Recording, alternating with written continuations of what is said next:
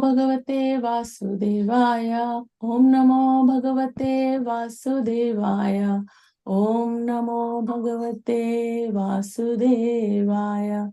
Narayanam Namaskritya Naram Chaiva Narottamam Devim Saraswatim Vyasam Tato Jaya Mudirayet Shinvatam Sakatha Krishna Punya Shravana Kirtana Hriddyantosto hi avadrani vidhunoti shuhissatam nashtaprayesu avadresu nityam bhagavata sevaya bhagavatya uttama sloke bhaktir bhavati naistiki Om Ajnanatirmirandasya Jnananjanasalakaya Chakshururmilitam Mena Tasmai Shri Gurave Namaha Mukam karoti vachalam pangum langhayate girim yat kripatamaham bande Sri Gurum Dinataranam.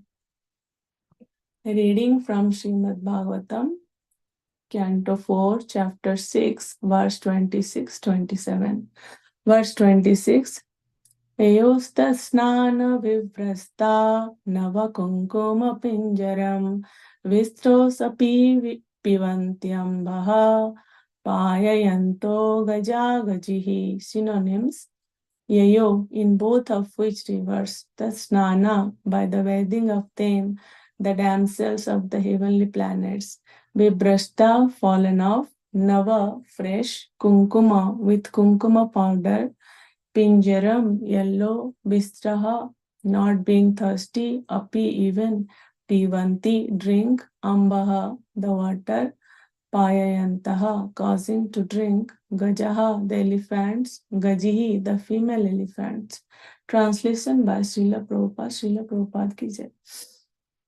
After the damsels of the heavenly planets bathe in the water, it becomes yellowish and fragrant due to the kunkuma from their bodies. Thus, the elephants come to bathe with their wives, the sea elephants, and they also drink the water, although they are not thirsty. Verse 27.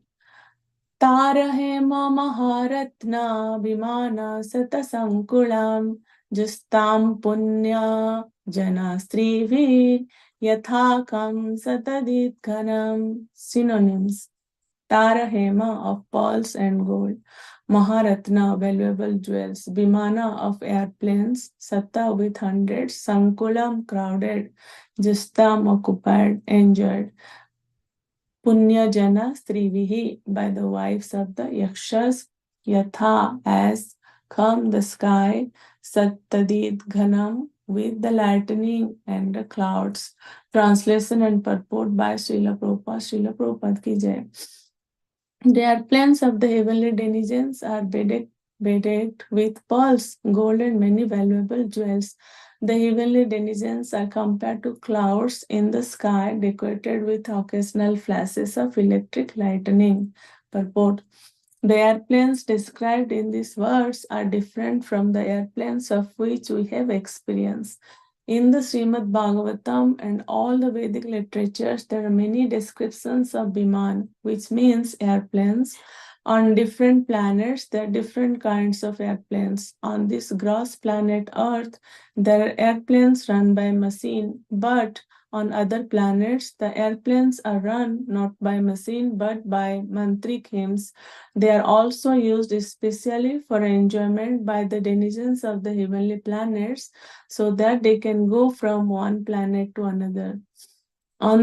On other planets, which are called Siddhalokas, the denizens can travel from one planet to another without airplanes. The beautiful airplanes from the heavenly planets are compared here to the sky because they fly in the sky. The passengers are compared to the clouds. The beautiful damsels, the wives of the denizens of the heavenly planets, are compared to lightning. In summation, the airplanes with their passengers, which came from higher planets to Kailasa, were very pleasant to look at. Namo Vishnupadaya Krishna Pristhaya Bhutale Srimati Bhaktivedanta Swaminiti Namane Namaste Saraswati Devi Gauravani Pracharine Nirvishesha Shunyavadi Pasyatya Desatarine Jai Sri Krishna Chaitanya Prabhu Nityananda Sri Advaita Gadadhara Srivasadi Gaur Bhakta Vrinda Hare Krishna Krishna Krishna Hare Hare Hare Rama, Rama Rama, Hare Hare. I'm seeking blessings from all the assembled Vaishnavas. Thank you for giving me this opportunity to read Srimad Bhagavatam to purify myself. I'll just summarize the two verses, 26 and 27. So here we see the description of Kailas is given, how, like, why the just we'll go a little bit back, why, from where the description of Kailas came here. So we see in the previous verses, all the priests and other members of the sacrificial assembly and all the demigods, having been defeated by the soldiers of Lord Shiva and injured by weapons like tridents and swords, approached Lord Brahma with great fear. After offering him obeisances, they began to speak in detail of all the events which had taken place. When Lord Brahma heard everything from the demigods and the members who had attended the sacrifice, he replied, "You cannot be happy in executing a sacrifice if you blaspheme a great personality and thereby offend his lotus feet. You cannot have happiness in that way. You have excluded Lord Shiva from taking part in the sacrificial results, and therefore you are all offenders at his lotus feet.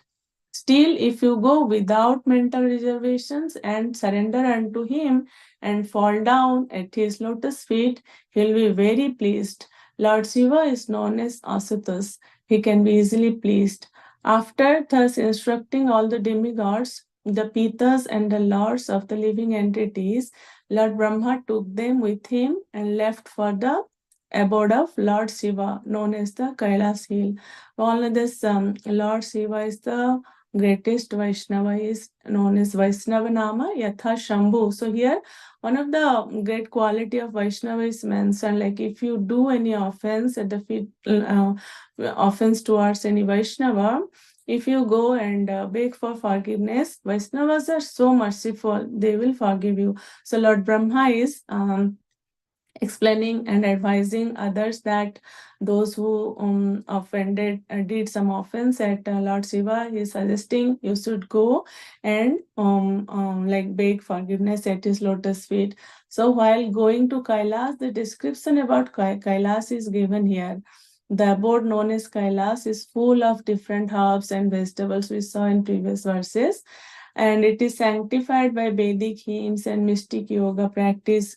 Thus, the residents of that abode are demigods by birth and have all mystic powers. Kailas is full of mountains filled with all kinds of valuable jewels and minerals and surrounded by all varieties of valuable trees and plants. The top of the hill is nicely decorated by various types of deer. There are many waterfalls, and in the mountains, there are many beautiful caves in which the very beautiful wives of the mystics are found. Kailas hill is decorated with various kinds of trees. They also saw the two rivers named as Nanda and Alakananda. These two rivers are sanctified by the dust of the lotus feet of the Supreme Personality of Godhead, Govinda. Celestial damsels come down to those rivers in their airplanes with their husbands, and after sexual enjoyment, they enter the water and enjoy sprinkling their husbands with water. So in verse 26, it's mentioned, after the damsels of the heavenly planets bathe in the water, it becomes yellowish and fragrant due to the kumkuma from their bodies. Thus the elephants come to bathe there with their wives, the sea elephants, and they also drink the water, although they are not thirsty. In verse 27, Srila Prabhupada has described about the heavenly airplanes. The airplanes of the heavenly denizens are bedecked with pearls, gold, and many valuable jewels. And Prabhupada has mentioned here that those heavenly airplanes, they run by mantric hymns, not by machines, like how we see here in Earth, or airplanes, they move by machines. We see how heavenly people, they can travel anywhere. Even it is mentioned in this verse 27, there are planets which are called Siddhalokas, where the denizens can travel from one planet to another. They even don't need airplanes. They can travel by themselves. So human beings of this so-called modern world, they always try to see what is there in other planets, if there is water or not, if any living entities are there or not. We forget that our senses are limited. We have material senses which have some limitations. We need a special eye to see all these things. So the material world is actually very complicated. In Bhagavad Gita, chapter 15, verse 2, the Supreme Lord is saying, Adhaschordam prasastastasya sakha guna pravriddha visaya pravala adhascha molani anusantatani karmanubandhini manushya which means the branches of this tree extend downward and upward, nourished by the three modes of material nature. The twigs are the objects of the senses. This tree also has roots going down, and these are bound to the fruitive actions of human society. Further in the purport, the Lord is describing that the description of the banyan tree is further explained here. Its branches spread in all directions. In the lower parts, there are variegated manifestations of living entities like human beings, animals, horses, cows, dogs, cats, etc. We are in the lower part, and these are situated on the lower parts of the branches, whereas on the upper parts are higher forms of living entities like the demigods, Gandharvas, and many other species of life we see here. So these Kailas and all, they're in the upper part. As a tree is nourished by water, so this tree is nourished by the three modes of material nature. Sometimes we find that a tract of land is barren for want of sufficient water, and sometimes a tract is very green. Similarly, where particular modes of material nature are proportionately greater in quantity, the different species of life are manifested accordingly. So, in this verse 27, Srila Prabhupada mentioned that the heavenly airplanes, they run by mantric hymns. So they have to chant some mantra to fly the airplane, to run it. But we should understand that we should not try for this kind of facilities. What we should try for? We should try to go back home, back to Godhead, to spiritual world, to Krishna, because we are part and parcel of the Supreme Lord. In Bhagavad Gita 15.7, Lord is saying, Mamaevam sa jiva loka jiva bhuta sanatana mana sastendriyani prakritisthani karsati. So we are Mamaevam sa jiva loka. Lord is saying we are living entities, are part and parcel of Him. And we are the servants of Krishna, Jivar Swarupa, Krishna Nityadasa. That is our real identity. We are the servant of Krishna, and we have to always engage ourselves in the loving devotional service by regularly chanting the holy name, the Hare Krishna Maha Mantra, hearing about the Lord, reading Srila Prabhupada books, because even chapter 15, verse 6, the Lord is saying, the Lord is describing about His abode. Na tadvasayate suryo na sasanko na pavaka yadgatva na nivartante tadhama paramam mama. The supreme abode of mine is not illumined by the sun or moon, nor by fire electricity. Those who reach it never return to this material world. So the airplane which comes from Supreme Abode is far, far better than these heavenly airplanes.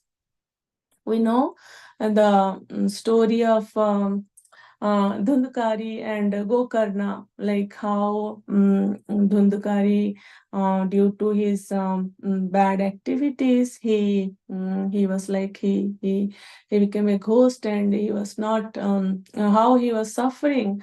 So his brother Gokarna, he arranged some reading of Srimad Bhagavatam. So Dhundukari got liberation by hearing Srimad Bhagavatam, and when he got liberation, Vishnu Dutas came in Biman. It is mentioned Vishnu Dutas came in Biman. So here in it is mentioned in verse 27 that in Srimad Bhagavatam different verses mentions about different types of Biman. So this Biman came from like Vishnu Dutas. Vishnu Dutas came in that Biman to take Dhundukari, to take Dhundukari. So is like we see how this we can, when we read about this kind of heavenly airplanes, we should understand that we can also like see this this kind of Biman, like far better than that. Only when we surrender ourselves to Lord Krishna, we engage ourselves in his service. So, like every day we are doing japa, we are reading Srimad Bhagavatam. These activities, we have to engage ourselves in all this kind of activities, because Lord Krishna is saying in Bhagavad Gita, in chapter 8, verse 65, what the Lord is saying us, Manmanavabo Madbhakto Madhyaji Mam Namaskuru Mame Vishyashi Satyam Te Pratijane Priyo Shime. Always think of me, become my devotee, worship me, and offer your homage unto me. Thus you will come to me without fail. The Lord is saying, I promise you this because you are my very dear friend. The Lord is promising us that if we always think about the Lord, like today morning also we read in the Japa book how we can control our mind. We have to, the Lord is saying always, Manmana Babu Madbhakto, we have to always think about him.